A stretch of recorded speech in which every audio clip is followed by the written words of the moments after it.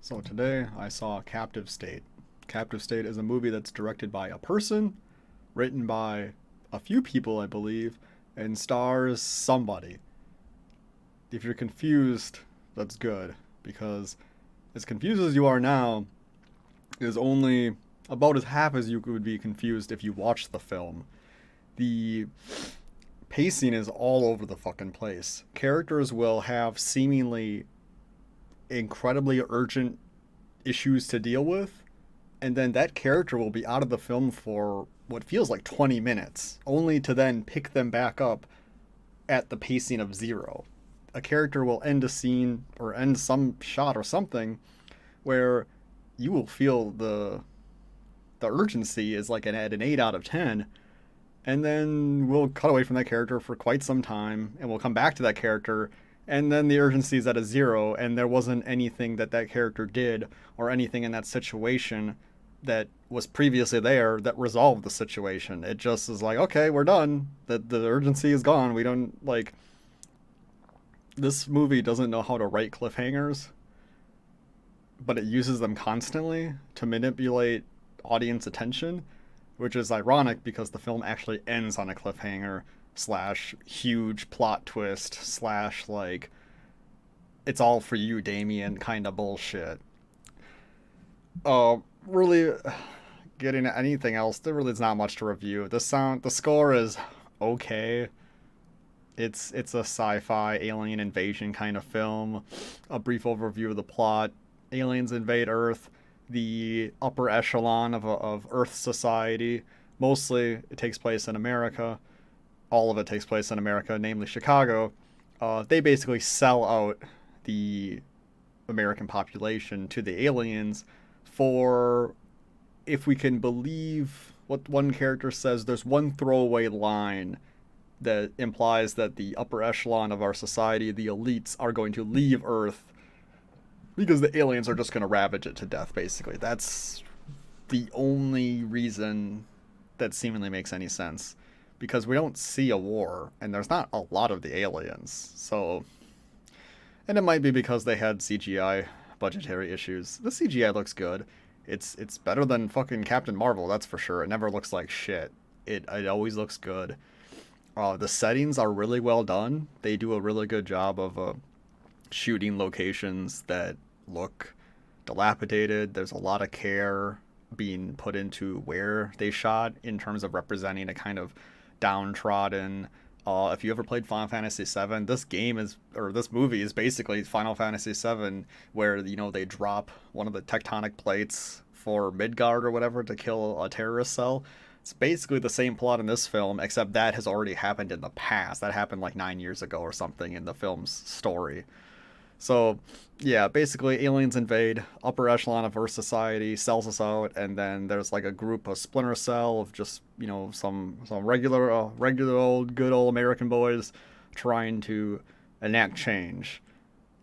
That's so the plot is okay. The cinematography is shit. At no point is the camera. I think I'm you can count on one hand how many times the camera just ever stood fucking still. And some of those shots, there are some good shots in the film, but there are so many scenes. Anytime the camera has to follow a character, it's following the character, but it's fucking ape shit. It's like fucking, what's that guy with the fucking, shaky body syndrome shit?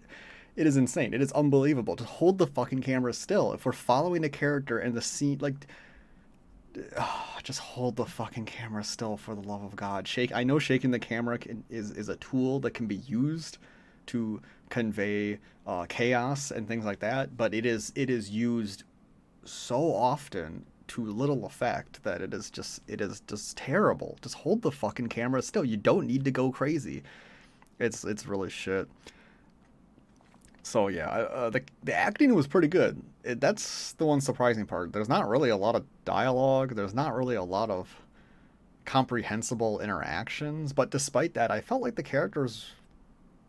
It's a lot of just looking at shit. Characters just looking at stuff and being sad and being like downtrodden. And I thought they conveyed that pretty well. Whatever acting direction the actors received, they did a good job. John Goodman was pretty good. He has a pretty big range. He normally can do pretty good. In this film, John Goodman was pretty weak. Uh, it's sad because this film has an insane cast of people. It's got John Goodman, it's got Vera, whatever her name is, or some shit. It's got a lot of recognizable people, and they're put in key roles for the purpose of the twist. But they all do a pretty job. It's the side characters, it's the lower people that generally do a pretty good job. But you don't really get to see any of them actually engage well in their roles. There's very little opportunity for them to be who they need to be in the film, unfortunately. Uh, Other than the pacing was shit, the cinematography was AIDS, the plot is fucking all. So I googled this film because I when I'm watching, I'm like, oh, this has to be based on a book because you know those book kind of stories where like it'll follow a character and then it'll cut that character's story, and then it'll start following another character and it'll cut back to that other character, and that kind of storytelling. If you've ever read a book like that, this is how the film is composed for the scenes, is that we'll follow a character, as I said earlier, up to a point of urgency, cut, go to a whole new character, and then come back to that character, and then it's all gone. It's like, what the fuck happened? Like, it's not well designed, unfortunately. Really, the only thing that's left is to try to explain the incomprehensible plot. Ugh, this is hard. This is going to be really hard to explain the plot. The movie's... Oh, so the movie is very political. Now, that being said, it has modern day political elements to it, but it's really underutilized. They're in your face there, and they're, for the most part, we're pretty well done. One second. For the most part, they're pretty well done. And I think a lot of it, some people might not notice, but they don't, it doesn't, who gives a shit? Unless you're talking about themes and how it relates to the world. Maybe I'll try to get into that in the end. This is a conversation for, if I was talking to a friend, I would talk about these like higher level concepts and themes, but there's not really that much to get into. Maybe I'll make a comment on the video explaining what they are. But I'll try to get through the plot first. So the movie begins, we are shown from the perspective of the back of a car, in the back seats as if we're sitting there, a man and a woman. The man and the woman are trying to flee a city that is seemingly under an alien invasion. The man flashes a badge, but the cop is like, oh no, you can't go here, whatever. And then he goes underground. Then they're, presumably in the distance, we can see the spooky alien creatures. And we're like, oh no, you know, and she's like, turn around, and he's like, he can't turn around, right? Now, in the beginning, when I first saw this scene, I'm like, oh, great. It's one of those like, oh, I can't fucking do the car right because I'm a retard, you know? I think the reason that was the case is later on we find out the aliens have like basically all technology turn off mode. They have that technology. So I think they just turned the car off. So the dad really wasn't stupid. So there's a brief period where there's just kind of like it's calm. The alien, there's like a few little like moving aliens, like little like, you know, they're walking around ready to foot soldiers, and there's one big alien at the end of the tunnel. And there's a calm moment. You think like, oh, maybe, you know, maybe the car's gonna start turning backwards. Everything's gonna be fine. The big alien launches some kind of invisible supersonic beam blast that literally blows the front of the car open and evaporates mom and dad. Yep, that's right. I use mom and dad because this is where the movie tricks us. They had two children in the back of the car. And then this is our protagonist and his brother. I thought that was pretty sick. The fact that we are led to believe that it's just these two people leaving and then that's it. And we find out, oh, there's these kids in the back of the car. And the kids get surrounded by the aliens, but then the movie just cuts to the intro. And, oh god, this is where it gets so fucking confusing. So this part is where the movie is like just literally like a text scroll over the top. Basically, kind of like The Matrix. Basically just saying, it really goes over the plot very fast. It's just like, you know, aliens invaded, the upper echelon of our society sold us out.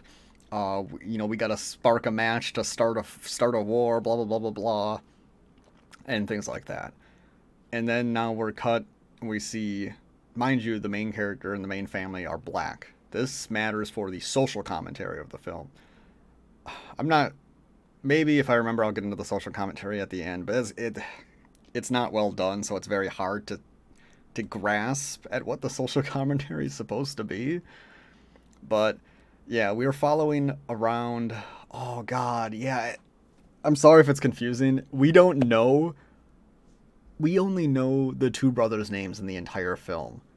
It isn't until the last 30 seconds of the film do we learn every other character's name. So it's really fucking hard to keep everybody straight. So I'm just gonna alleviate it. And younger black brother. Younger black brother is basically working with his white friend to come up with a plan to sail from Chicago across the lake to Michigan. They don't state where they're gonna go, but presumably there's like a lawless libertarian utopia that they can go to escape the aliens. Oh, another big thing that was in that laptop thing that's important is that the aliens created like no-go zones in the center of like all the major cities, and then that's where they like burrowed their hives. And the aliens look like weird fur slash pinprick monsters that also fly around in big beehives, basically. That's not really important. You never learn. I mean, the aliens' motive is referenced one time. It doesn't matter. None of that shit matters. And that's good. I think that's a good way of doing alien invasion. It shouldn't be like, why are they here? What's going on? Who gives a shit with those questions? They're here. We're getting fucked. We gotta do something about it. That's what the movie deals with. So, younger black brother and white dude are like trying to get a boat to get across the lake or something because they're in Chicago.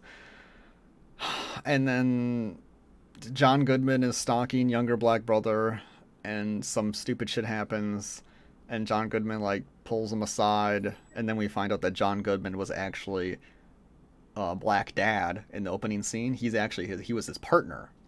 So we find this out, and that's why John Goodman is kind of taking care of him, because John Goodman plays basically like an SS officer. He's basically just monitoring all the humans, that they all have like neck implants and things like that. And John Goodman's like kind of looking out for him because he knows younger black bro is like getting into some bad shit with, groups and things like that. So he tries to kind of like guide him and give him chances and help him out. Doesn't really respond too well to that. But it's a bit interesting. So for the social commentary part of it, in that case, it's kind of like a state welfare program, like trying to intervene on the behalf of a fatherless or familyless or parentless black youth, and to pretty detrimental effect because he's not living life the way he wants him to be. But if he does, then he's just always going to be a slave as everybody else is in this situation, as opposed to breaking off his chains. There's a part where he gets, oh god, that fucking part is so dumb. Everything's so dumb about this movie. So younger black bro works at a lab where they get hard drives, SIM cards from cell phones, and they put them in little like floppy disk like trays on computers, and the computer analyzes the data, and then they delete it and they upload it. Basically what they're doing is they're like de-technologizing the like human race, and they're taking all of their information from their culture and sending it to the aliens, and then destroying the physical medium so they don't have any more access to it. So I thought that was a pretty cool way of kind of showing the aliens' manipulation and what their goals are, but without kind of just like, oh look, there's an alien beating up somebody. It was just more manipulative and controlling. And I mean, the film's title is in reference to Captive Nation / Captive State. I mean, it's called Captive State, right? But it's in reference to whenever your government basically is taken over by a group of people that are not having the governing body's consent, basically. Captive Nation is a book about black lives in doing with a lot of institutionalization and the increased criminalization of a lot of black activities and things like that. And this movie kind of touches on that, but it doesn't. It's like as soft as a feather touch when it comes to like just even doing anything to do with any kind of social commentary. Basically, black dudes in this movie live like black dudes in current America, but so do like all the white people and stuff like that. In fact, we see more white people die than anybody else. So it didn't really do a good job of kind of amping up that kind of social commentary to a level of palpability. It's just barely there, and who gives a shit? Oh, I think I have to skip about an hour and 20 minutes of the film in terms of plot synopsis, because what happens next is, you know those clandestine movies where like some character grabs a newspaper and it has like some special sign in it, and then somebody hands it off to somebody else, and he sees the sign, and that's like a code for him to then engage in some kind of activity where he contacts somebody else, and it's the movie. We like drop the main character, who is younger black bro. We drop him for like a very long time. Now what happens is younger black bro eventually finds himself, well, he meets up with his brother. He's not dead actually, even though presumably his bro died, older black bro.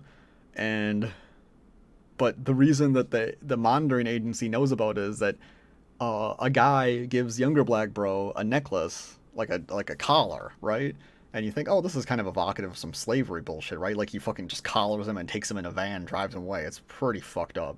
But he doesn't tell him why he gives him the collar. Presumably, maybe he knows, but younger black bro doesn't like the collar. He takes it off. But he happens to take it off right when he meets up with his older bro. So then the monitoring agency, and he knows he's being monitored because John Goodman works for that company, and he knows that he knows that he's like the commissioner of specials. They're called specials. Just like a special is here. Like, I don't know. I don't know what that means. I don't know what it stands for. Maybe if there was a book, maybe they explain it. I don't fucking know. But they're called specials. They don't have any powers. They're just John Goodman. So even though younger black bro knows this shit, he takes off his collar. They can track him. They start getting a hint that older black bro is actually alive. And it's just like, what the fuck? Because they're like, why is he going to here? Into this area that everybody's supposedly dead. It doesn't make any sense. So it's so dumb. And then he puts the collar back on. Like, why did you even take it off at all? Why would you do that? What the fuck are you doing? So, oh god. So what? Younger black bro ends up like on the run from some stupid shit, and he ends up in a parking garage, and then he runs into one of those kind of like little booths where the person who like takes your parking ticket is, and a bunch of like glass sucking little alien hover cubes like condense around the box, and he can't get out. So he's trapped in there, right? This is what I was talking about when there's like a lot of urgency, right? Like he's being tracked and the aliens got him cornered, and then we cut that scene, and for the next 25 minutes, actually no, it was like 40 minutes.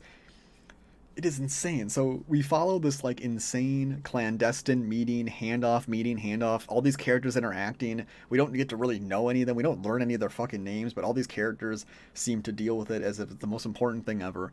So basically what happens is we have a kind of like Ocean's 11 setup where we get like 6 characters.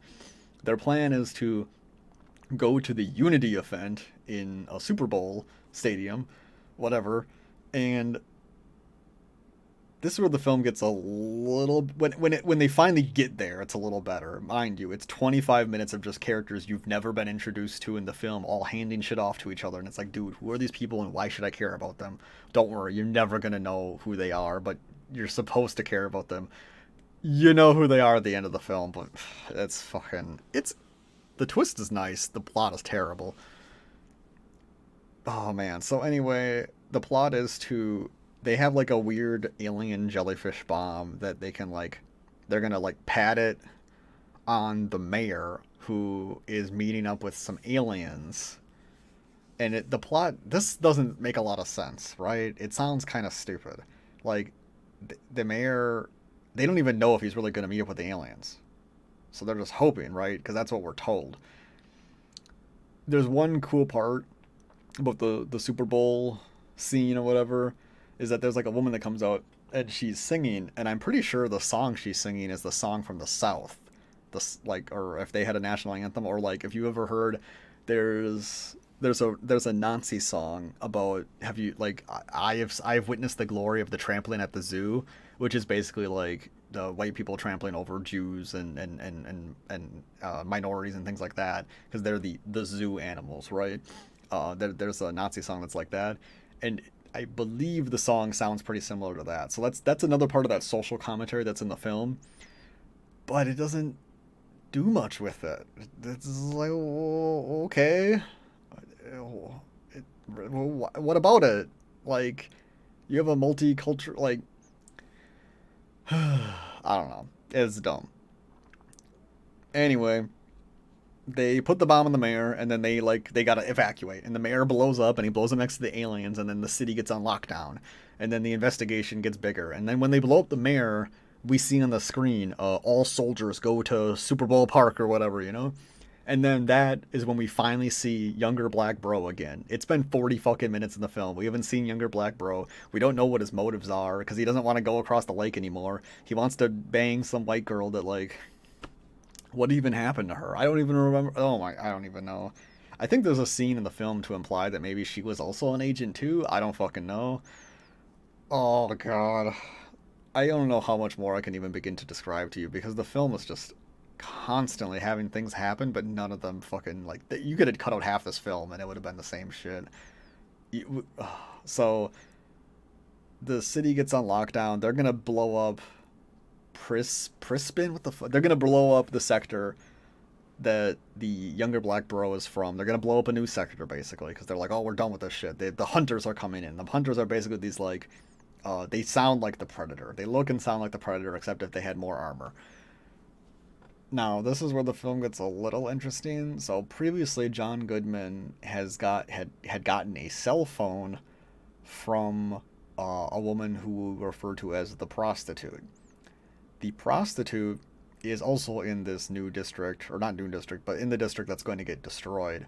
And they're trying to track down, they blackmail young bro to basically help them find the number one operative in the insurgency group, right? And they do this because they capture older Black Bro. And there's, like, kind of an emotional scene where he's like, what are you doing here, man? You're supposed to leave. But we never see, like, the fate of older Black Bro. He's probably dead. We don't see what happens to younger Black Bro. I mean, he has the, like, in the final scene, there's no acting that's done by anybody. It's just pathetic. This, oh man, it's so fucking bad. So here's the big twist. Basically, John Goodman finds out who all the operatives are. Here's not all big twist, but here's one of the twists. And turns out the number one insurgency person was the prostitute that John Goodman was seeing, and she was recording their conversations. So John Goodman then goes to, like, the alien translating committee of whatever, and it turns out that the deputy mayor guy, or somebody that was above John Goodman in the specials organization, was implicated in seeing her and giving away information. So basically he gets, like, taken in. And then before the aliens go over the rest of the tapes, because the rest of the tapes should reveal that John Goodman had been there and met with her and that he also should be compromised, John Goodman gives younger Black Bro the SIM chip from the cell phone that he got at the beginning of the film from the prostitute. And then the film just has younger Black Bro goes to work at his data destroying thing. And then John Goodman is requested by the aliens to come down to the basement where they live to meet with them. And then this is where the biggest twist in the film happens. As John Goodman is going down to the aliens, we start seeing a shimmer on his suit, and we know what this means because earlier on there was that invisible camo bomb that was an alien thing that older Black Bro was using to kill the mayor. John Goodman's entire suit is that bomb. He is going down into the basement to suicide bomb the aliens. And then you begin to understand why.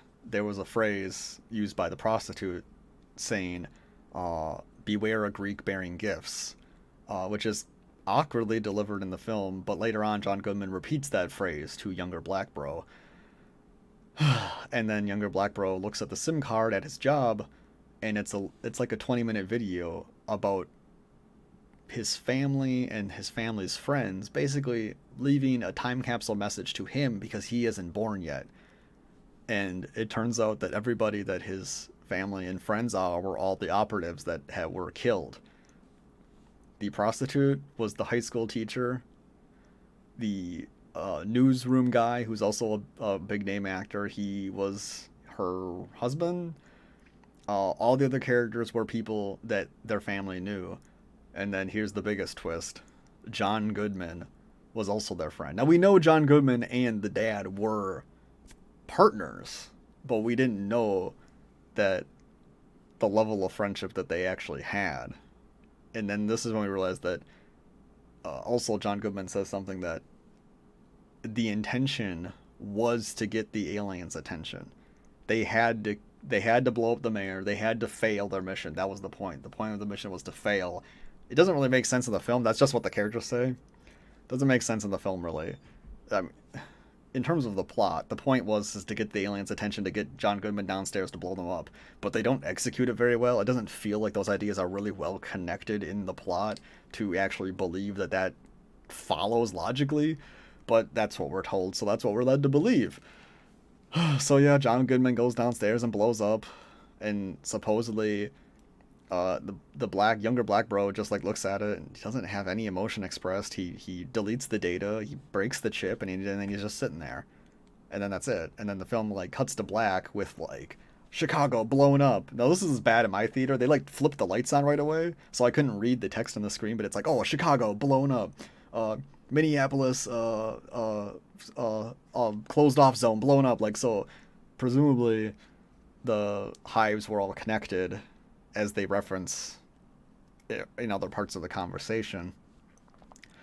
So the John Goodman was just covered with so much bombs that he blew up all the zones or whatever. I guess that's it. Presumably the good guys win, but seems unlikely considering the aliens just can literally turn people into vapor instantly. It's pretty dumb. Now there's a bit of a social commentary with they're tracking people with chips. You have an upper echelon of society that's sold everybody out. I mean, they directly reference, they actually have talking points of the Republican base where they're like, well, unemployment is down, crime is down. They say something else too. I forget what it is. And these are things that like the GOP talks about to act as if like the economy is doing good. But you see the lives of the people living in the world. They have no technology. They have nothing that they can do. They're all just slaving away. So the film is very, very referential to our current political climate in that the economy is doing shit, but you have a political party that claims that it's doing awesome, but really the climate's only doing well for people who already have money. And the film isn't smart enough to really have any kind of opinion on these matters other than just presenting them in the film and then also them being topical at this moment. There's nothing that they say at all. Nothing happens that makes you feel like, oh, that's, that's like metaphorically important. Not really. I mean, other than like the kind of SS Nazi Gestapo shit that goes on, not really at all. It falls on its face a lot. The plot is fucking so fucking schizophrenic. It's all over the place. It's a hard movie to watch, and there's not really a lot of redeemable factors. If you show up to the movie theater like stoned, maybe the movie's entertaining because you're just gonna be so fucking confused that you'll think like, that was fucking awesome. But don't watch this fucking movie. It's like a 2 or a 1 out of 10. It is really fucking bad. Oh, is there anything even else to say? I don't even know. The fucking twist was so bad because he doesn't even cry. He doesn't even cry. Nothing happens. He doesn't even give a shit. All those people were his family's friends. Presumably he didn't even know that. And he didn't I mean, maybe he did. I don't know. But it's so dumb. The fucking one, everybody dies except for a young black bro. Presumably. I don't know. It's dumb. Movie sucks. Don't watch it. If you liked it, you're probably an idiot. Great.